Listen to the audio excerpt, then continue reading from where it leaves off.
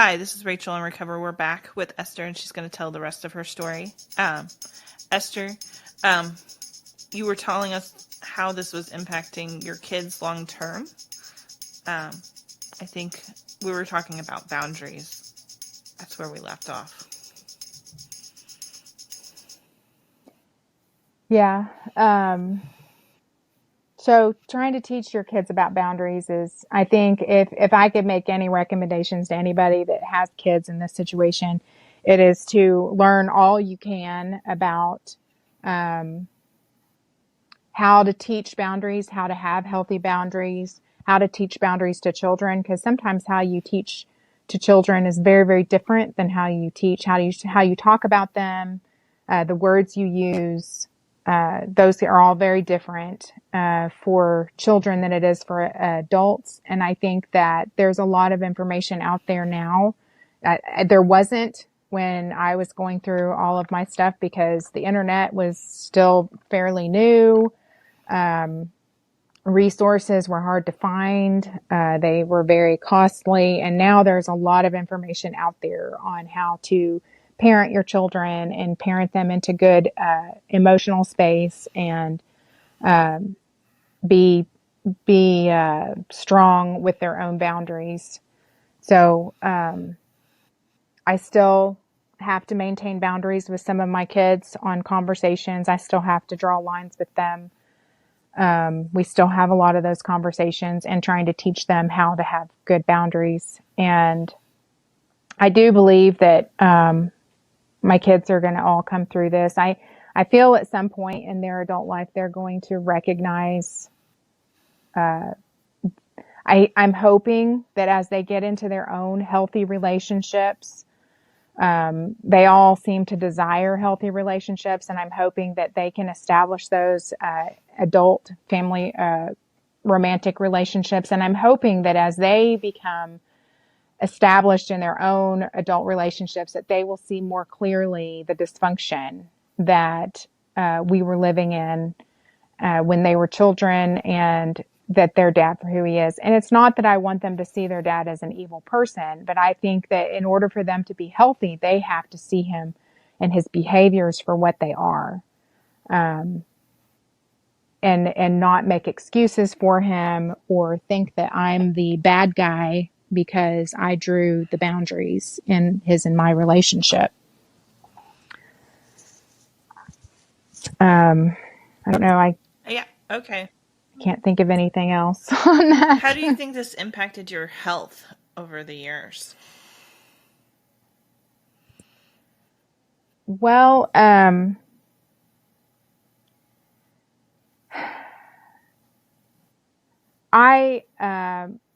think that first of all, that I think people with emotional instability, that is a mental health, a level of emotional instability. And I'm not talking about people that just, cry every now and then or get sad or anything like that. I'm talking about a true, deep-seated, chronic situation that affects all aspects of your life and your relationships. And that's what borderline personality borderline personality disorder is for people. Is it's chronic, it's unrelenting, and I think that being married to somebody like that forces you into a chronic place of trying to hold your world together. There's never a time of rest. BPD people can be extremely demanding. Everything is about them. If you need to rest, they feel abandoned. If you want to sleep, they feel abandoned. If you need time to yourself, they feel abandoned. They accuse you of being selfish. And so you get into this chronic, never-ending cycle of sacrificing yourself to the point of exhaustion to try and keep the peace and try and keep somebody from being angry. And you don't want somebody to accuse you of being selfish. I don't think anybody wants to be selfish, but it becomes an exhausting cycle of just working hard just to keep somebody else from. And I guess if you value your integrity and value the fact that whether you're a hardworking person, then you start doing people pleasing things to try and please the other person so that they will validate you in all your hard efforts. And I think that for trying to please somebody with borderline personality disorder is impossible. Like there is no level of hard work, perfection, emotional stability, and there's nothing you can offer them up on a platter that will be enough to scratch their itch. And I think it took me a really, really long time to figure that out. And in fact, I was in counseling, and was talking to the counselor about that. And he told me, he said, you could be Jesus Christ to him and it would not be enough. And that really hit hard to me because I think, it's really, if you know the work that Jesus Christ did for us, then you understand that it was to the point of dying. And I looked at that and it kind of smacked me between the eyes. Or should I say stabbed me in the heart.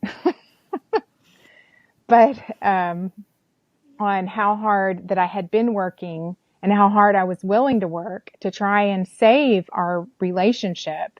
And yet nothing that I was going to do, nothing I had done, nothing I was going to do was ever going to be enough. And when we separated, he had called the pastor of our church and asked the pastor to call me. And I agreed to talk to the pastor, and he told me, he said, I really think that the problem is that he has a whole list of grudges against you. And unless he can lay down that list and forgive you for the things, whether they're legitimate things or not, he said, he has to lay down that list and forgive you for those things, or you will never be able to make it through this.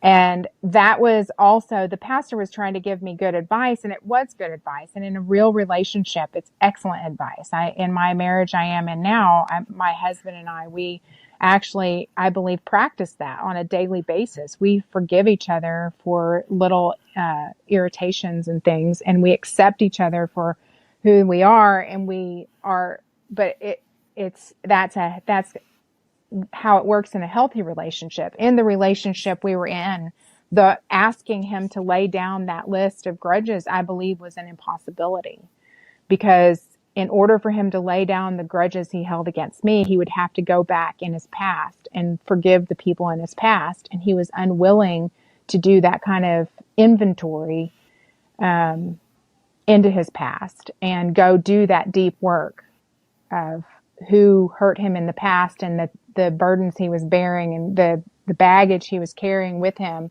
on all of the old pain. And so he was carrying that with him into our relationship and blaming me for things that I had not even done.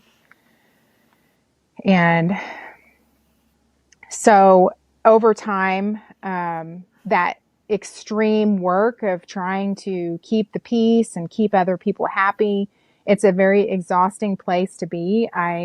Back then, chronic fatigue was not really, it was just being talked about, and fibromyalgia and all that. And I never actually went to the doctor about anything like that, but I began to question my ability over time. I was starting to wonder if I would die from cancer or some kind of illness, because I had chronic pain and I had all of these symptoms that could be leading up to a disease state in my body. I could sleep like the dead every single night despite my stress, and I never seemed to be able to get enough rest. So at one point, I actually went to the doctor, and I didn't want the doctor. Our relationship was very fragmented, and I wanted to go have a conversation with the doctor just to see if there was something that was wrong with me. It was really part of an investigation on my part to look for one more thing. Even my exhaustion, I blamed on myself. I took the responsibility for that as well. And assuming that even our marriage problems could be related to maybe I was clinically depressed, and if I could get medication for my clinical depression, then that was what was going to fix us. And then if I could just not be depressed, then our marriage would stand a chance. And so I took full responsibility for everything that was mine, and even took it to the, you know, extreme of assuming full responsibility for the problems in our relationship. So I went to the doctor and discussed that with them, and I got on an antidepressant, and it actually helped me rest much better. And it helped me make better decisions, because instead of my problems going away, it helped me feel more able to make decisions in the midst of my severe crisis. And at that point, our problems were daily, hourly sometimes. It was just extremely difficult. He got to where he would try not to go to work. He would come home in the middle of the day and try and argue with me about things, or be angry because he wanted me to take the day off from things that we were doing to try and, you know, it wouldn't just out of the blue show up and want us to, you know, do something fun, play games together. And it wasn't that wasn't a bad thing, but I had already made plans for the day and already had a schedule for the day. And I was trying to, if it would have been one thing if he would help me with the house, but he didn't. All the housework, that was always mine. So again, I always accepted responsibility for everything that was falling apart. And it's interesting because now I'm in a relationship where I have a partner who shares equally, most of the time equally, with responsibilities of the home and maintaining the home. And it's just a very different experience. There's never a time where I get told I'm the bad guy because we need to clean the house or do laundry or do the dishes or eat dinner or whatever. It's just a very different. I can't even hardly even describe the difference it is. How did this impact your dating after your divorce? Well, I pretty much refused to date. I felt very broken. I felt like I didn't have the ability to make. I really questioned. Again, this was me taking full responsibility for our relationship and the fracturing of the relationship. But I felt like I couldn't make healthy decisions, that I didn't have it in me, there was something in me that was broken, and that I couldn't make good decisions about who was a healthy individual and who wasn't, and who would be a good choice to marry and who wasn't, who would be a good partner and who wasn't. I felt like what had attracted me into that relationship was, I was afraid was still there, and I would just end up in another relationship just like the old one. And I know for second marriages, that's often what occurs. And I didn't want that. I didn't want to go. I couldn't do it again. I felt like I could never live that life again. And I would rather have been single for a lifetime than to ever live that life again. And I was actually at peace with not being married. And being a single mom was easier for me without him. I say it was often easier. I often say it was easier for me to be a single mom without him in the picture than it was for me to be a single mom married to him, because that's what I was, married to him. I was a single mom with a husband that refused to take responsibility as a father and as a parent. And so having him out of the picture was actually easier than having him in the picture, constantly running me down and running down all of my parenting. And at least I had to only deal with him running me down half of the time instead of every day. Okay. So I think that I got to where I really kept people at a distance. I think being married to him kept me from even knowing how to have healthy relationships with either men or women. Because I didn't date for a while, I had some people think that I was a lesbian and I had given up on all men. And I wasn't a lesbian, but I definitely had given up on all men.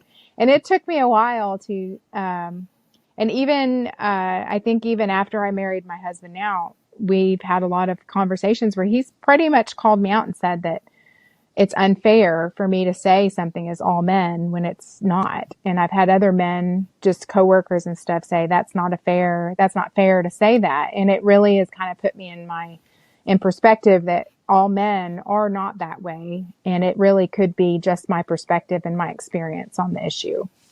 Fair enough. What are some strange things that you've had to do when it comes to parenting your kids because of your BPD husband together and when separated?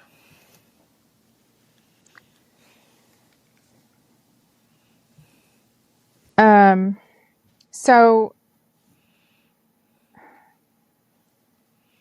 I think that any person who tries to teach their children basic hygiene and routines and is fought by their spouse on those basic healthy routines and hygienes, there's something very wrong. And like I said, I mean, it is strange. It is, I think you could call it strange that I was always more relieved that he was not home and I could parent the kids by myself than when he did come home. Because then I had to play a game of, we have to respect dad, even if dad's crazy. And I would try and have these hard, weird conversations with my kids about, because they didn't see the justice in it and they could see the injustice and the dysfunction, but they were getting such mixed messages of how to respect somebody like that. And that's been a very difficult thing, is how to respect somebody who is so dysfunctional that they constantly force you past your boundaries, and they push past your boundaries, and they behave like a child, and you're the child, but you're the one that's more mature than them. That's a very weird, strange circumstance for children to be in. The other thing I think that is not just weird and strange, but it's unjust. I've had to hire an attorney repeatedly, almost to the point where I've got one on retainer now. But just to be able to keep custody of my kids, because he's taken me back to court 4 times. And in between each of those times, he's constantly working on my kids to try and get them to come live with him. And each of those court battles lasted between 6 months to 2 years. And I don't think any human being should ever have to fight that many years in court for the same thing. Like, once it's decided, it should be done. It should be put to bed. It's awkward for any kind of big events for the kids, graduations, weddings, that kinds of things, because, you would think that parents could just talk and just work these things out, but we can't. And it's not because my kids don't understand the why. I think someday they will, but I can't talk to him for anything, because it's always going to be turned around to be something extremely manipulative. So I try and do as little communication as possible and be as gracious as possible, just to prevent repercussions for my kids and for myself.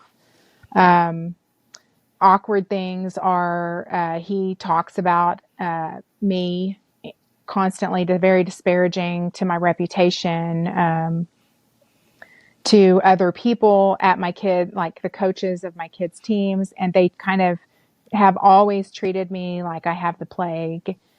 Church people at our church treated me like I had the plague.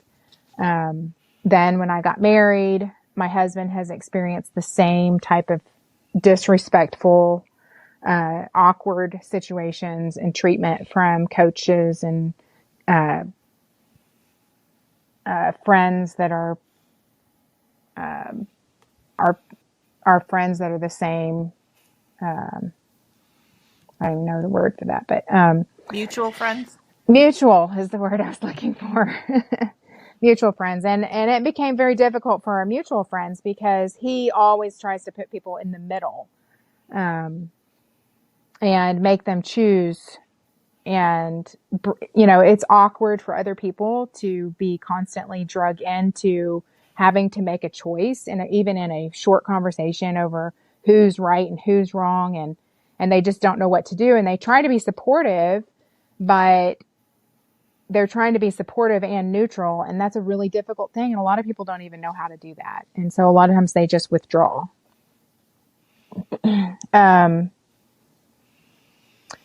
So it's awkward now. We've talked about, my husband now, we've talked about moving to another town, to get away from him, not because of,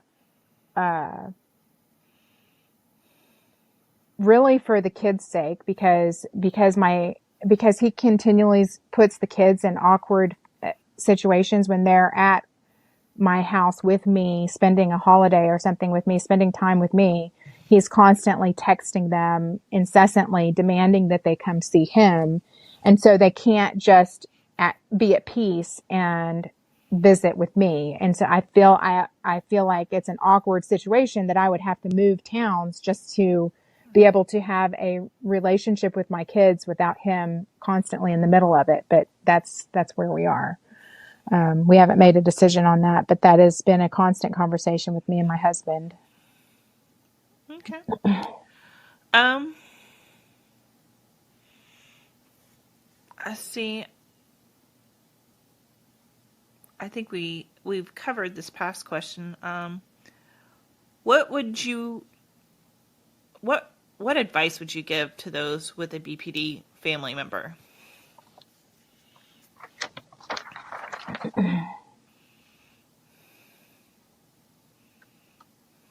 Um, get out. No. I think it depends on the relationship, the nature of your relationship. I think that you could probably, like my children, I think that they will always have a relationship with their dad. And my advice to children of a borderline personality is different than my advice to someone who's married to a borderline personality. I do believe that marriage could be possible if the borderline personality person is not vindictive and destructive to the relationship. I think that there's different variations of how this plays out, but I was in a situation where it became dangerous for me to stay in that relationship. Like I said, at one point I was planning on staying, and I was going to go to school and do things to try and better my life. But it was my goal was that I was going to get busy building a future instead of being busy trying to fix my old life. And so when I started getting busy building a future, what ended up happening was he became less and less, he felt less and less of a priority, even though he was equally as much of a priority as he's always been. And my future, of how I thought about the future, still included him. But he felt that I was moving on without him. So it triggered all those feelings of abandonment. And he believed that I was abandoning him and the children, even though that was not in the character or the makeup of who I was. And I don't know. I think that it's possible to be married to a borderline personality disorder, but I also think that there are times when it's impossible. And I think that the only way to survive and live a life that is not terribly dysfunctional and miserable and depressing and makes you think of death is to get out. The other thing for children, to relationships with friends, children, aunts, uncles, brothers, sisters, parents, hard boundaries. I don't know. You have to draw boundaries and you got to stick to them. There's no way. Some of my kids, I've seen them draw some hard boundaries with him, and he respects them because they don't budge on those certain boundaries. And then other kids, some of my other kids have not drawn those same boundaries, and he abuses the heck out of them in those areas. So that's I see that they look for the weak spot, and then when they find it, that weak place in the fence, they will go to it every single time and abuse that weak spot. Esther will be back next week to tell the last section of her story. Thanks for listening. Always follow us on your favorite social media platform or podcast platform. And as always, you can reach out to rachelinrecovery.com. Thanks for listening, and tune in next Thursday at 10 a.m. Thank you.